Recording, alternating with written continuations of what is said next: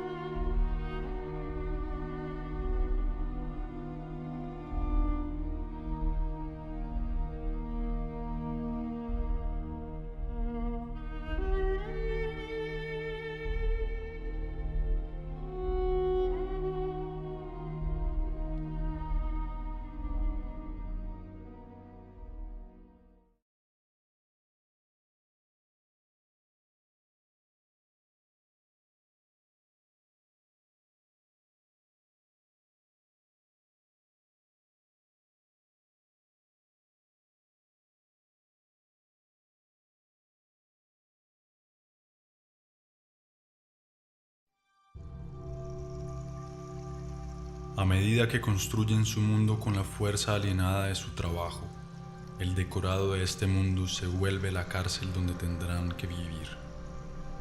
Un mundo sórdido, sin sabor ni olor, que lleva en sí la miseria del modo de producción dominante. Este decorado está en permanente construcción, nada en él es constante. La remodelación continua del espacio que nos rodea está justificada por la amnesia generalizada y la inseguridad con las que tienen que vivir sus habitantes. Se trata de cambiarlo todo a la imagen del sistema. El mundo se vuelve como una fábrica, cada vez más sucio y ruidoso. Cada parcela de este mundo es propiedad de un Estado o de un particular. Este robo social, que es la apropiación exclusiva de la tierra, se materializa en la omnipresencia de los muros, de las rejas, de las cercas, de las barreras y de las fronteras. Son las marcas visibles de esa separación que lo invade todo. Pero al mismo tiempo, la unificación del espacio según los intereses de la cultura mercantil es el gran objetivo de nuestra triste época. El mundo debe convertirse en una inmensa autopista, absolutamente eficiente, para facilitar el transporte de las mercancías. Todo obstáculo, natural o humano, debe ser destruido.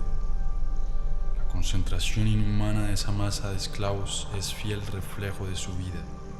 Se asemeja a las jaulas, a las cárceles, a las cavernas, pero a diferencia del esclavo o del prisionero, el explotado de la época moderna debe pagar por su jaula.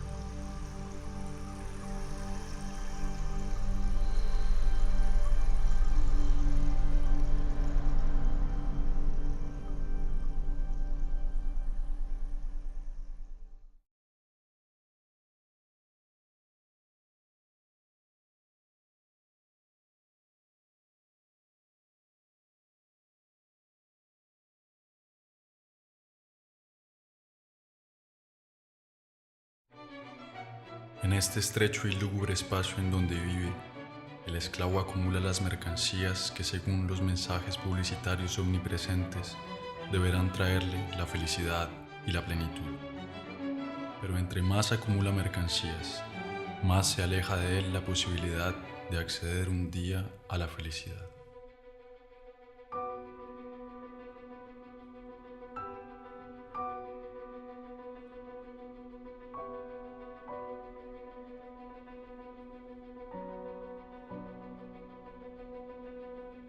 La mercancía, ideológica por esencia, despoja de su trabajo al que la produce y despoja de su vida al que la consume.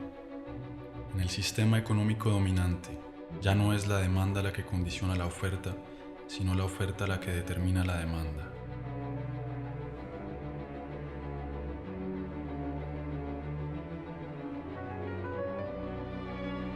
Es así como surgen de manera periódica nuevas necesidades consideradas vitales por la inmensa mayoría de la población.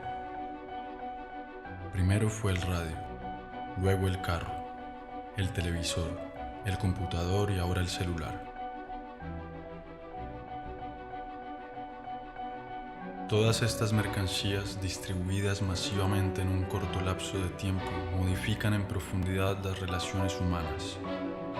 Sirven por un lado para aislar a los hombres un poco más de sus semejantes y por otro para difundir los mensajes dominantes del sistema. Las cosas que poseemos terminan por poseernos.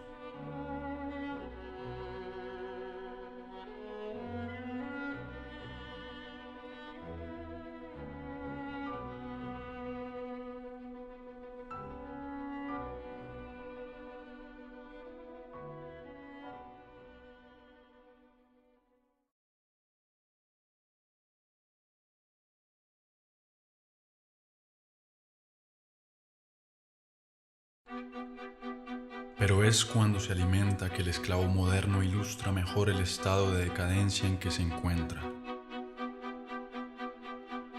Disponiendo cada vez de menos tiempo para preparar la comida que ingiere, se ve reducido a consumir a la carrera lo que la industria agroquímica produce. Erra por los supermercados en busca de los ersatz que la sociedad de la falsa abundancia consiente en darle. Su elección no es más que una ilusión. La abundancia de los productos alimentarios no disimula sino su degradación y su falsificación.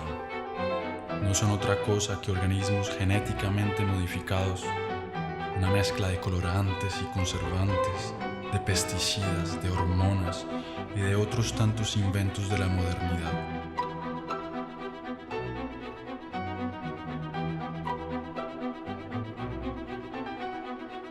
La búsqueda del placer inmediato es la regla del modo de alimentación dominante, así como la de todas las formas de consumo. Y las consecuencias que ilustran esta manera de alimentarse se ven por todas partes. Pero es frente a la indigencia de la mayoría que el hombre occidental se regocija de su posición y de su consumo frenético. Por lo tanto, la miseria está donde quiera que reine la sociedad totalitaria mercantil. La escasez es la otra cara de la moneda de la falsa abundancia. La producción agroquímica es suficiente para alimentar a la totalidad de la población. Sin embargo, en un sistema que hace de la desigualdad un criterio de progreso, el hambre no desaparecerá jamás.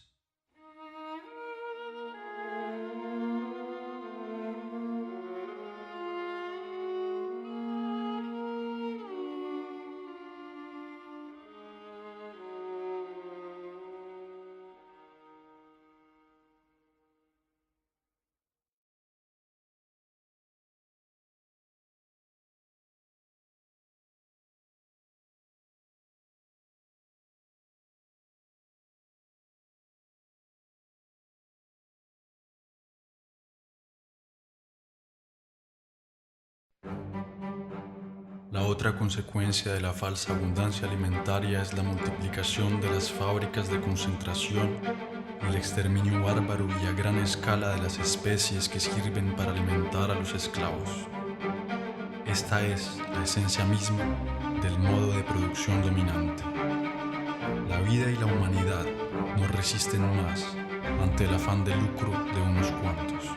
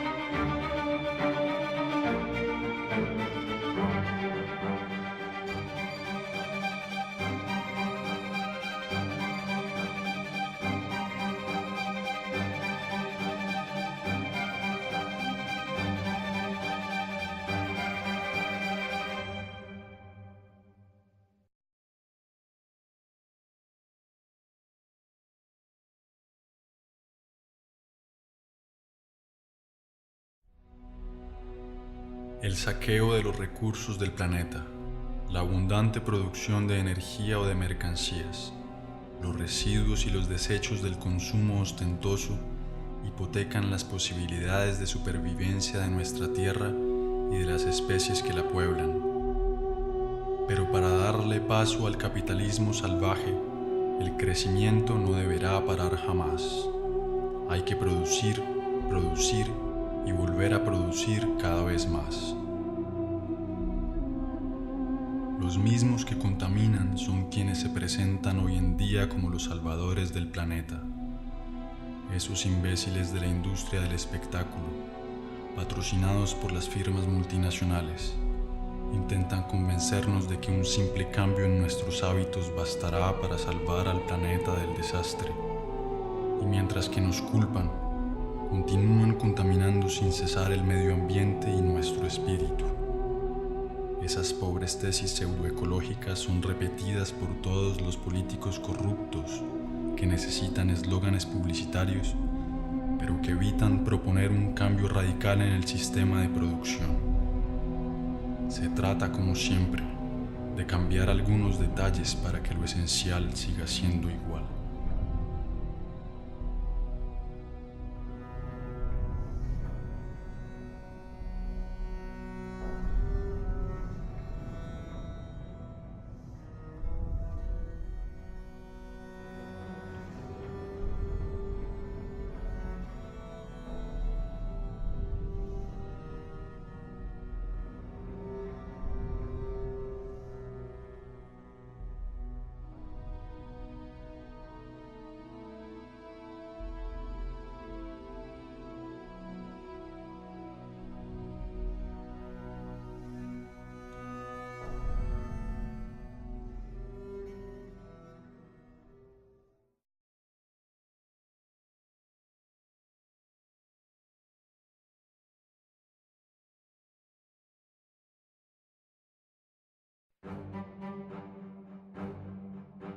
Para entrar en la ronda del consumo frenético hay que tener dinero y para tenerlo hay que trabajar, es decir, venderse. El sistema dominante ha hecho del trabajo su principal valor y los esclavos deben trabajar cada vez más para pagar a crédito su vida miserable.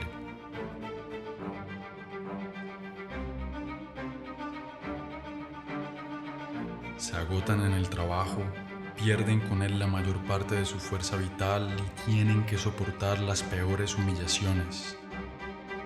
pasan toda su vida siendo una actividad extenuante y molesta para el beneficio de unos cuantos. La invención del desempleo moderno tiene como propósito asustarlos y hacerles agradecer sin cesar la generosidad del poder. ¿Qué harían sin esta tortura que es el trabajo? Son estas actividades alienantes las que nos presentan como una liberación. ¡Qué mezquindad y qué desdicha!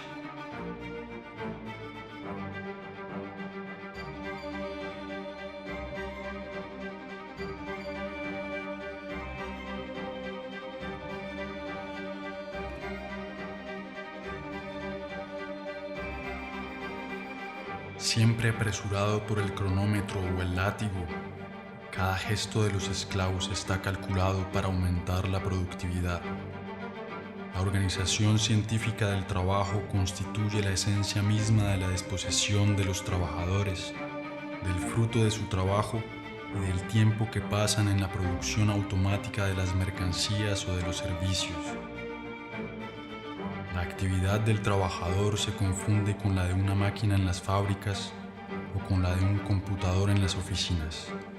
El tiempo pagado no se recupera jamás.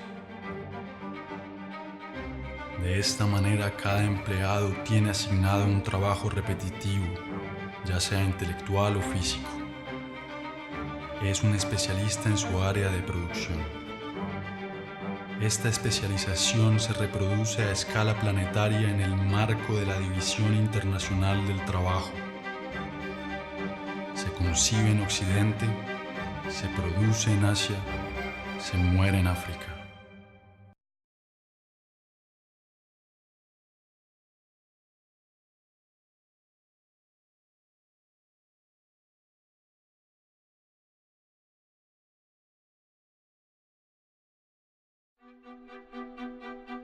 A medida que el sistema de producción coloniza todos los sectores de la vida, el esclavo moderno, no conforme con su servidumbre en el trabajo, sigue desperdiciando su tiempo en las actividades de esparcimiento y las vacaciones planificadas.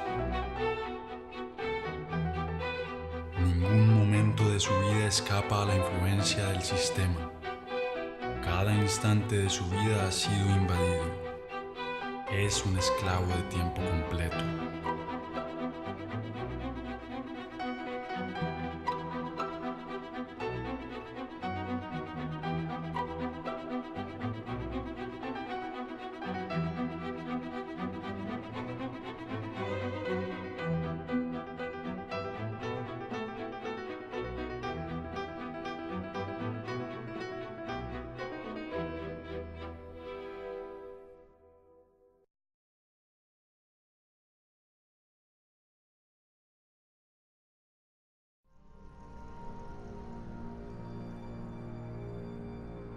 La degradación generalizada de su medio ambiente, del aire que respira y de la comida que consume, el estrés de sus condiciones laborales y de la totalidad de su vida social son el origen de las nuevas enfermedades del esclavo moderno. Su condición servil es una enfermedad para la cual no existirá jamás ninguna medicina. Solo la completa liberación de la condición en la que se encuentra puede permitirle al esclavo moderno reponerse de su sufrimiento. La medicina occidental no conoce sino un remedio contra los males que sufren los esclavos modernos: la mutilación. Es a base de cirugías, de antibióticos o de quimioterapia que se trata a los pacientes de la medicina mercantil.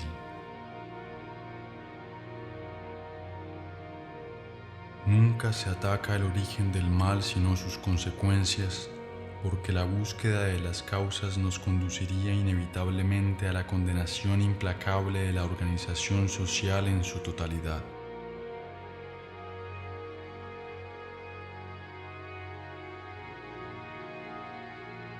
Así como el sistema actual ha convertido cada elemento de nuestro mundo en una simple mercancía, también ha hecho de nuestro cuerpo una mercancía, un objeto de estudio y experimentación para los pseudosabios de la medicina mercantil y de la biología molecular. Los amos del mundo ya están a punto de patentar todo lo viviente. La secuencia completa del ADN del genoma humano es el punto de partida de una nueva estrategia puesta en marcha por el poder.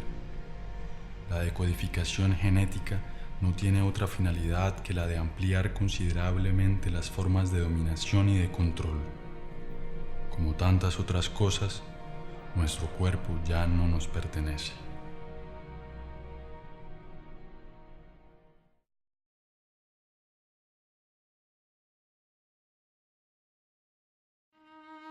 Lo mejor de su vida se le escurre por los dedos, pero él continúa porque tiene la costumbre de obedecer desde siempre.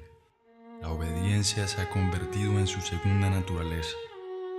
Obedece sin saber por qué, simplemente porque sabe que tiene que obedecer. Obedecer, producir y consumir, he ahí el tríptico que domina su vida. Obedece a sus padres, a sus profesores y a sus patrones, a sus propietarios y a sus mercaderes. Obedece a la ley y a las fuerzas del orden. Obedece a todos los poderes porque no sabe hacer otra cosa. No hay nada que lo asuste más que la desobediencia, porque la desobediencia es el riesgo, la aventura, el cambio. Así como el niño entra en pánico apenas pierde de vista a sus padres, el esclavo moderno se siente desorientado sin el poder que lo ha creado. Por eso, continúa obedeciendo. El miedo ha hecho de nosotros unos esclavos y nos mantiene en esa condición. Nos inclinamos ante los amos del mundo, aceptamos esta vida de humillaciones y de miseria solamente por temor. Sin embargo, nosotros disponemos de la fuerza numérica frente a la minoría que gobierna. Su fuerza no la obtienen de su policía, sino de nuestro consentimiento. Justificamos nuestra cobardía al enfrentamiento legítimo contra las fuerzas que nos oprimen con un discurso lleno de humanismo moralizador. El rechazo a la violencia revolucionaria está anclado en los espíritus de aquellos que se oponen al sistema, defendiendo unos valores que el mismo sistema les ha enseñado. Pero cuando se trata de conservar su hegemonía, el poder no vacila nunca en utilizar la violencia.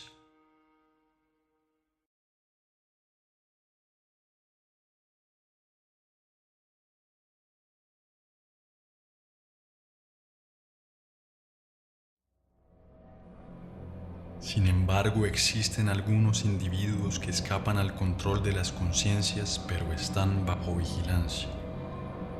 Todo acto de rebelión o de resistencia es asimilado como una actividad desviada o terrorista.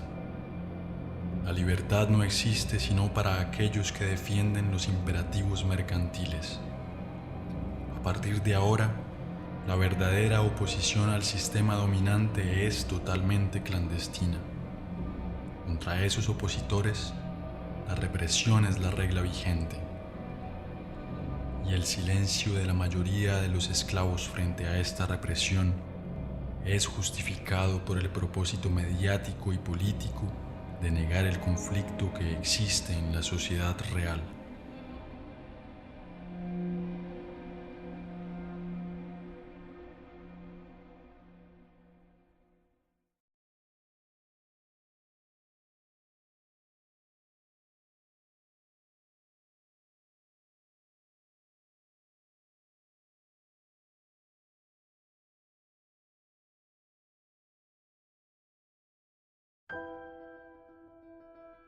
Como todos los seres oprimidos de la historia, el esclavo moderno necesita de su mística y de su Dios para anestesiar el mal que le atormenta y el sufrimiento que le agobia.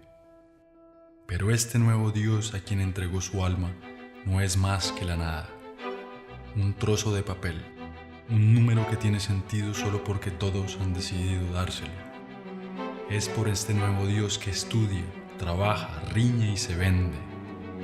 Es por este nuevo Dios que ha abandonado sus valores y está dispuesto a hacer lo que sea. Él cree que entre más plata posea, más se librará de la coacción que lo sujeta. Como si la posesión fuera de la mano de la libertad. La liberación es una ascesis que proviene del dominio de sí mismo, un deseo y una voluntad de actuar. Está en el ser y no en el tener. Pero hay que decidirse a no servir ni obedecer más. Hace falta ser capaz de romper con unos hábitos que nadie, al parecer, osa poner en tela de juicio. El esclavo moderno está convencido de que no existe alternativa a la organización del mundo presente. Se ha resignado a esta vida porque piensa que no puede haber otra. Es ahí en donde reside la fuerza de la dominación presente. Hacer creer que este sistema que ha colonizado toda la superficie de la Tierra es el fin de la historia.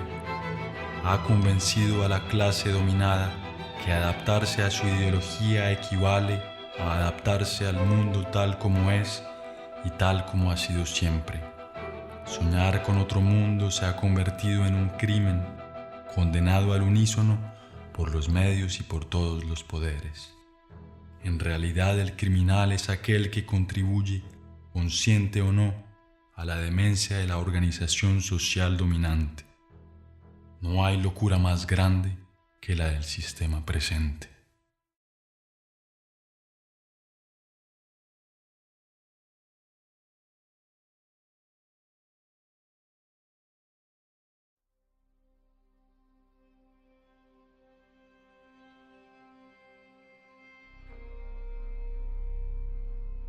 Ante la devastación del mundo real, es necesario para el sistema colonizar la conciencia de los esclavos. Es por eso que el sistema dominante ha decidido enfocarse en la disuasión, que desde la más pequeña edad cumple el papel preponderante en la formación de los esclavos. Ellos deben olvidar su condición servil, su prisión y su vida miserable. Basta con ver esa muchedumbre hipnótica conectada a las pantallas que acompañan su vida cotidiana.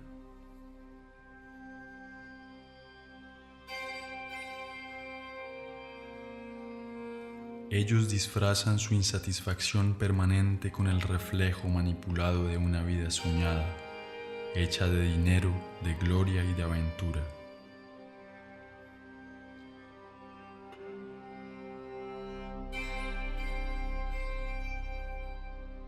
Pero sus sueños son tan lamentables como su vida miserable. Hay imágenes para todo y para todos. Esas imágenes llevan en sí el mensaje ideológico de la sociedad moderna y sirven de instrumento de unificación y de propaganda.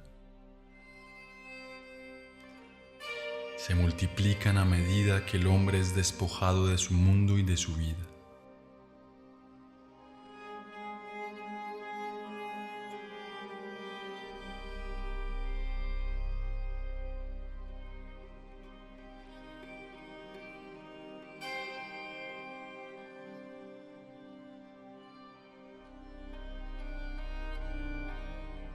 Es el niño el primer blanco de esas imágenes.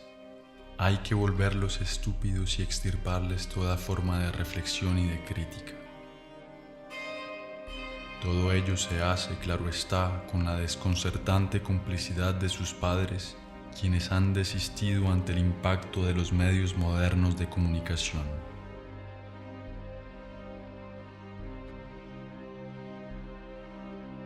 Ellos mismos compran todas las mercancías necesarias para la esclavización de su progenie, se desentienden de la educación de sus hijos y se la dejan al sistema del embrutecimiento y de la mediocridad.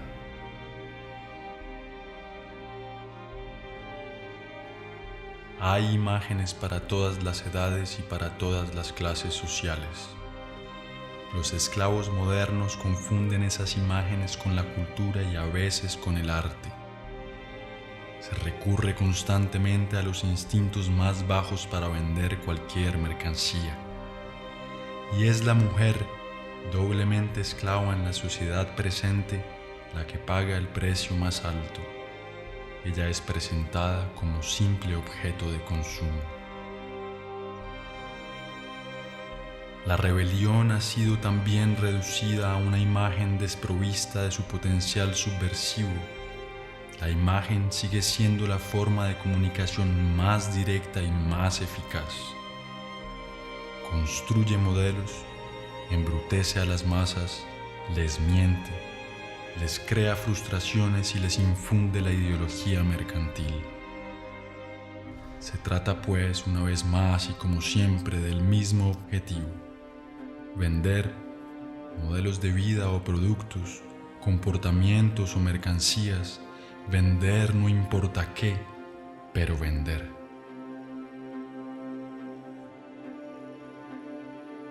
Esos pobres hombres se divierten, pero ese divertimiento no sirve más que para distraerlos del auténtico mal que los acosa. Han dejado que hicieran de su vida cualquier cosa y fingen sentirse orgullosos de ello. Intentan lucir satisfechos, pero nadie les cree. Ni ante el frío reflejo del espejo alcanzan a engañarse.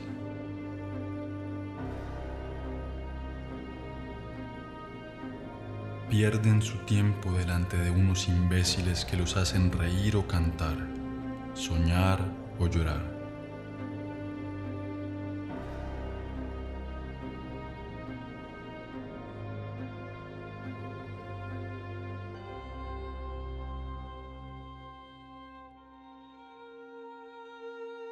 A través del deporte mediático se representa el éxito y el fracaso, el esfuerzo y las victorias que el esclavo moderno ha dejado de vivir en carne propia.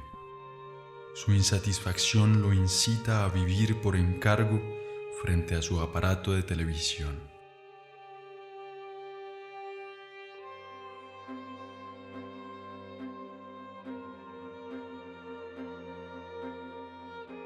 Mientras que los emperadores de la antigua Roma compraban la sumisión del pueblo con pan y circo, hoy en día es con divertimientos y un consumo vacuo que se compra el silencio de los esclavos.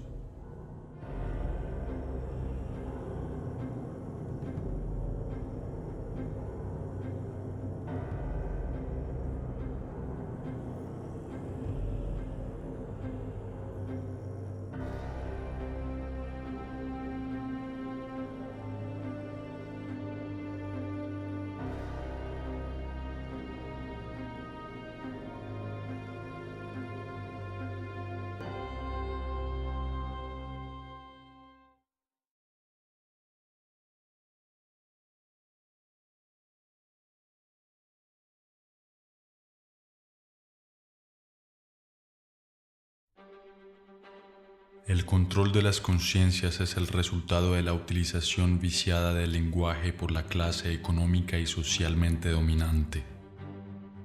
Siendo el dueño de todos los medios de comunicación, el poder difunde la ideología mercantil a través de la definición fija, parcial y amañada que le atribuye a las palabras.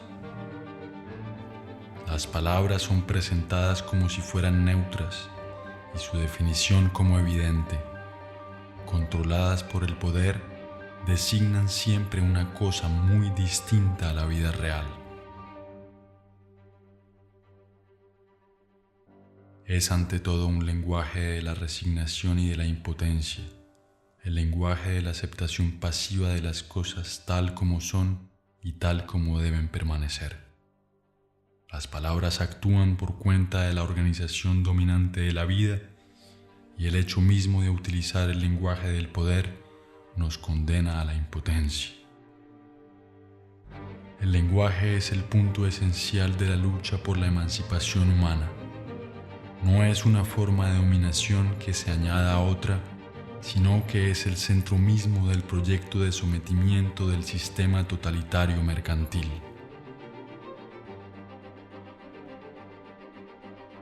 Es a través de la reapropiación del lenguaje y por tanto de la comunicación real entre las personas que surge de nuevo la posibilidad de un cambio radical.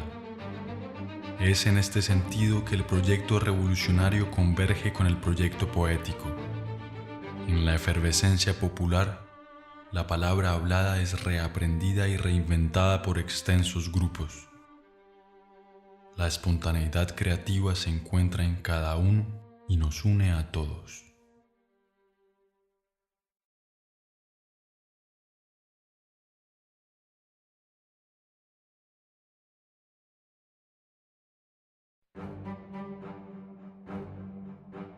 No obstante, los esclavos modernos se sienten todavía ciudadanos.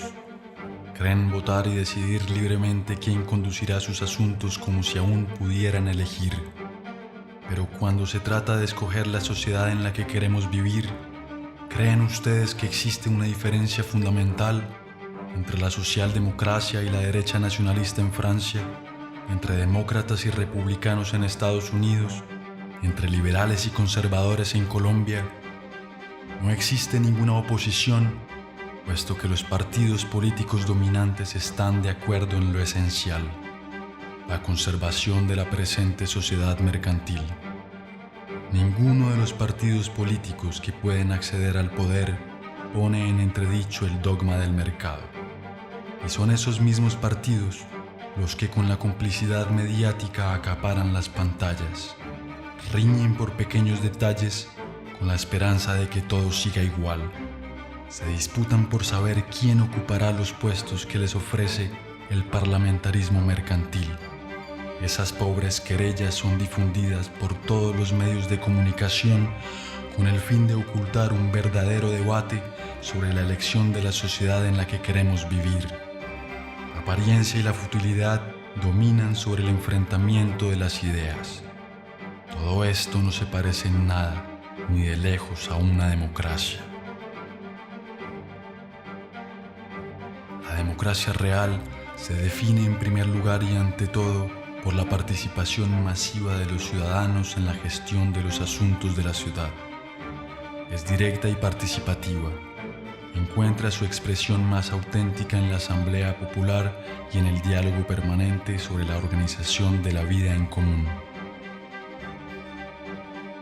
La forma representativa y parlamentaria que usurpa el nombre de democracia limita el poder de los ciudadanos al simple derecho de votar, es decir, a nada. Escoger entre gris claro y gris oscuro no es una elección verdadera.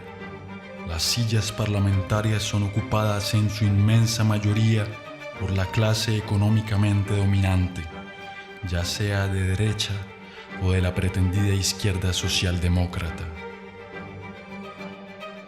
No hay que conquistar el poder, hay que destruirlo. Es tiránico por naturaleza, sea ejercido por un rey, un dictador o un presidente electo. La única diferencia en el caso de la democracia parlamentaria es que los esclavos tienen la ilusión de elegir ellos mismos al amo que deberán servir. El voto los ha hecho cómplices de la tiranía que los oprime. Ellos no son esclavos porque existen amos, sino que los amos existen porque ellos han elegido mantenerse esclavos.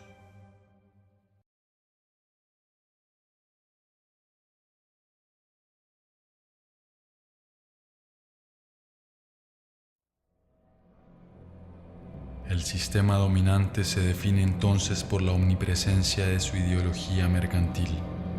Ocupa a la vez todos los espacios y todos los sectores de la vida. No profesa más que la necesidad de producir, vender, consumir, acumular. Ha reducido todas las relaciones humanas a unas parcas relaciones mercantiles y considera que nuestro planeta es una simple mercancía. La función que nos asigna es el trabajo servil. El único derecho que reconoce es el derecho a la propiedad privada. Al único Dios que rinde culto es al dinero. El monopolio de la apariencia es total. Solo aparecen los hombres y los discursos favorables a la ideología dominante. La crítica de este mundo se ahoga en el mar mediático que determina qué está bien y qué está mal, lo que se puede y lo que no se puede ver.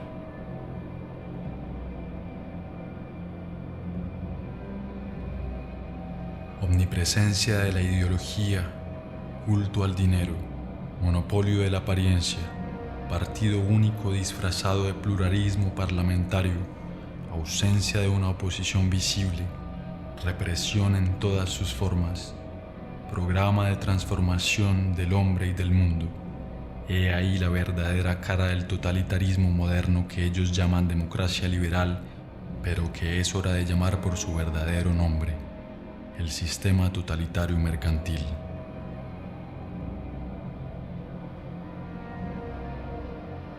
El hombre, la sociedad y todo nuestro planeta están al servicio de esta ideología. El sistema totalitario mercantil ha logrado lo que ningún otro totalitarismo había podido: ocupar cada resquicio del planeta. Hoy en día, ninguna forma de exilio es posible.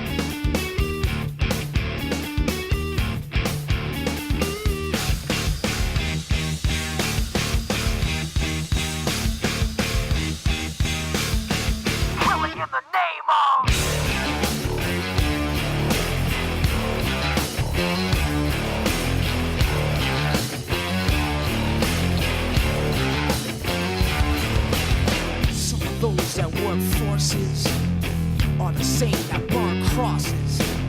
Some of those that work forces are the same that burn crosses. Some of those that work forces are the same that burn crosses.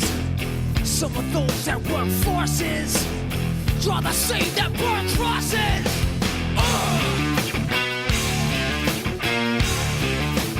Killing in the name of. Killing in the name of. Now you do what they told you. Now you do what they told you. Now you do what they told you.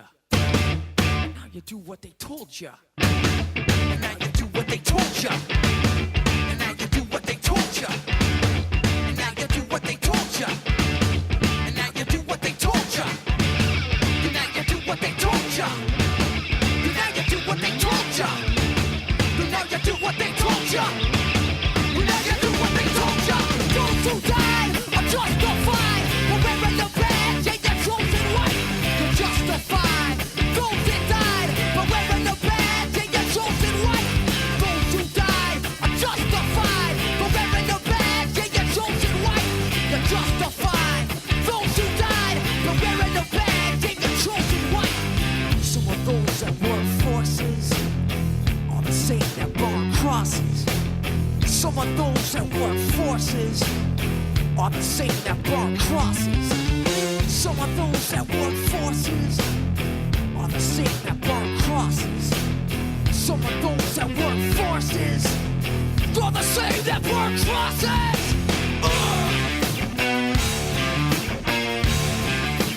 Killing in the name of. Killing in the name of. Now you do what they told you. Now you do what they told you. Now you do what they told you. Now you do what they told you. Now you do what they told you.